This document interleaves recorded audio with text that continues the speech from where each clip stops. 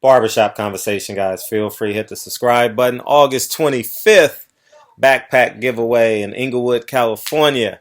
September 28th in the heart of Los Angeles. We gonna show up and show out, man. And don't forget tonight, 7 p.m. on Ticket TV. We go live and we obviously gonna talk about. We gonna have some fun today. Oh man, I think we probably gonna talk about Eddie Hearn or something. He can call me out, man. But anyways, man, I gotta keep it PG. I gotta keep it G rated right now. I'm chilling with my daughter. But Mikey Garcia said, basically, I'm gonna paraphrase because I don't. I watched his video 2 or 3 days ago.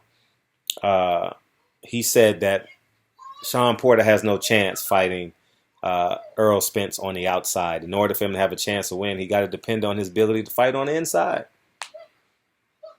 I agree. The slim chance that that Shawn Porter has, he has to fight on the inside. And I don't see. People just watch fights and throw punches. Watch the punches being thrown. When I watched the Ugas, I was actually there live. When I saw the Ugas Shawn Porter fight, I saw Ugas as a fighter that was physically stronger than Shawn Porter. I thought Shawn Porter was the more athletic, the more agile, had more agility, and looked like had more dimensions to his game as it relates to Ugas versus Shawn Porter. Now, there was a moment, it was in the first 3 rounds, where Shawn Porter attempted to be physical with Ugas, and he couldn't move him. And I would agree that his corner probably saw the same thing and said, just stay behind the jab. Stay behind the jab, shoot your right. And Shawn Porter didn't really land a dominant right hand, I believe, to the end of the 11th round. I haven't watched that fight. I have it in my notes, though. But I don't have my notes in this room. So it was round about the 11th round, the end of the 11th round, end of the 10th round, somewhere in there where Shawn Porter landed a clean, clear right hand. And Ugas obviously felt it, but it didn't deter him. And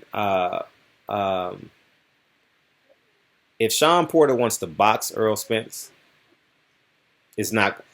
Errol Spence just gonna cut the ring off on him. All that. See, when Shawn Porter fights off his back foot, and I'm just gonna use one fight as the example. He has a lot of wasted foot movement. A lot of wasted foot movement. He dances around the ring.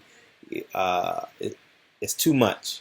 And if you want to be a great fighter, you have to have, like Tony Harrison, half-step him. Half-step him, offset him, make him reset. If you think Errol Spence is just a flat-footed power punch, all you got to do is take a half-step. You know what I mean? But here's the weakness, I believe, that's in Shawn Porter. Shawn Porter can't fight from middle distance. Shawn Porter either has to, if I use basketball terms, either play like Golden State. You either getting a layup or a dunk, or you're shooting a 3. You know, there's no mid-range game in Shawn Porter's boxing game, and I think that's going to be a huge detriment to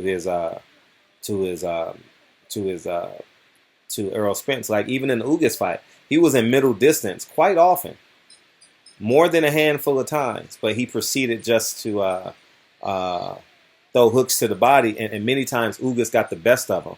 You understand? And Shawn Porter, I believe, realized that and made the adjustment. Stay on the outside and shoot the double jab and be more athletic. And that ultimately won him the fight. You know, he got a gift because I thought he was knocked down in the 12th round. I rewatched it live. I didn't see it. I couldn't tell because I'm looking up at the fight. So I couldn't tell. But when I rewatched the fight, he did get knocked down with the punch. Whether it affected him or not, but he was knocked down. And I think that ultimately saved him. You understand what I'm saying? Or was the scorecards? Oh yeah, because one was a draw, so he would have got a majority decision. So that actually saved him. So with that being said, if he fights on the inside with Errol Spence, it's going to be a real freaky fight. It's going to be real freaky, fun, festive. I don't see, and two, I don't see instilling middle distance with Shawn Porter in this fight. I think it probably takes a year. I think you need to hire a new trainer. I think you don't hire a new trainer because you definitely don't want to, as much disdain as I have for K. Diddy, you definitely don't want to take him out the corner, but you just want to add to it. You understand what I'm saying? So at the end of the day, Shawn Porter needs to add to his team. I don't know to what freedom Barry Hunter has, because K. Diddy is a real controlling trainer. So I don't know how much freedom he has. The last fight, I believe that his strength and conditioning coach wasn't there, which I believe ultimately played a huge part. And Shawn Porter missing weight.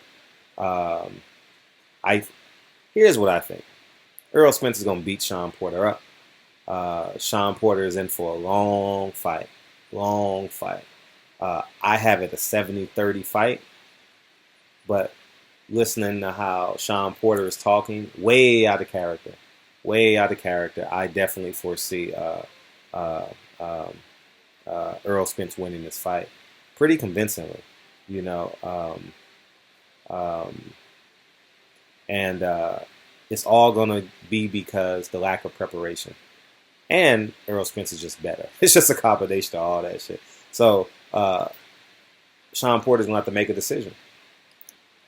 Because fighting on the back foot, as I told you guys in many videos prior to this video, maybe even up to a year ago, Errol Spence has one of the best right foots in boxing.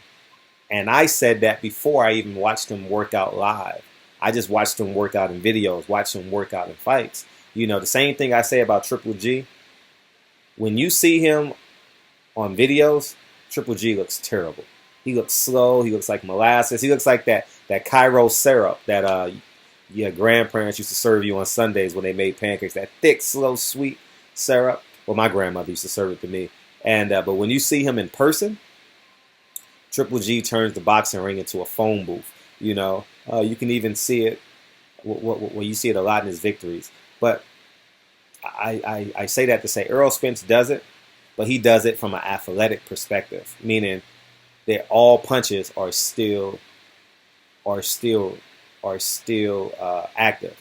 Triple G ain't gonna throw a right hook.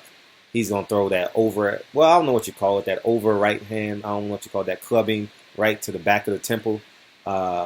He'll lead with the jab. He ain't throwing no uppercuts. He ain't going to the body.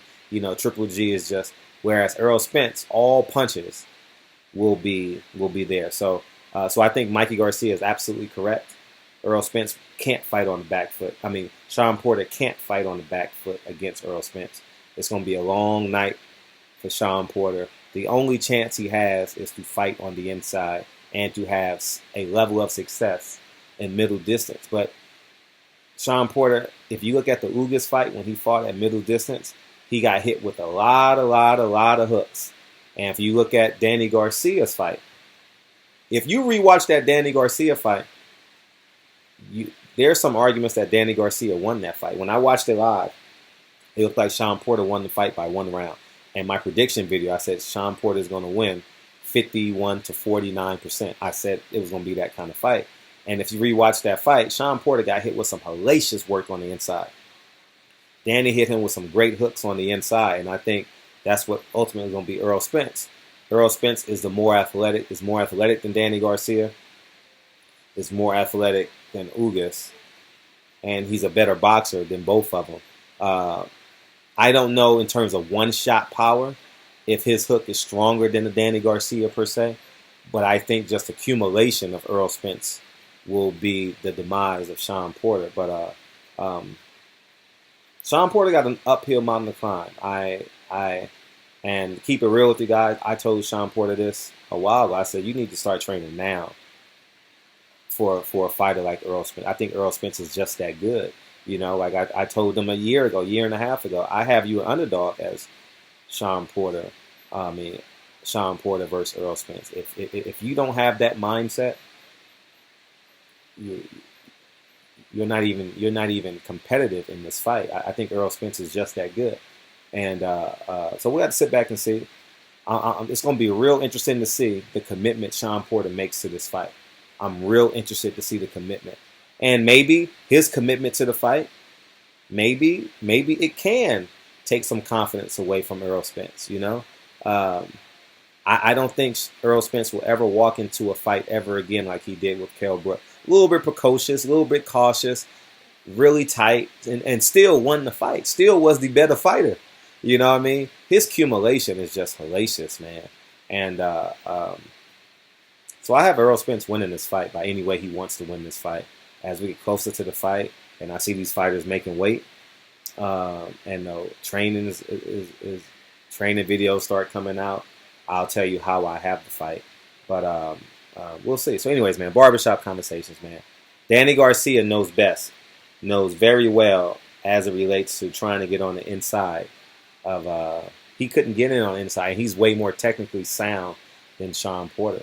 You know, one would say Shawn Porter is stronger. One would say Shawn Porter is more athletic, has more veracity. Veracity, is that the word? Veracity? Which may be true.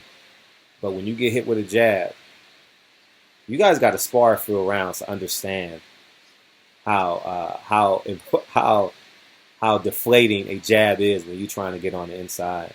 When I spar, I'm a come forward spar. I don't sit on my back. I don't even know how to fight off my back. I'm not good enough to fight off my back foot and shoot a jab and counter. And I mean, although I can see the punches coming, I rather absorb you and be aggressive on the inside and fight you.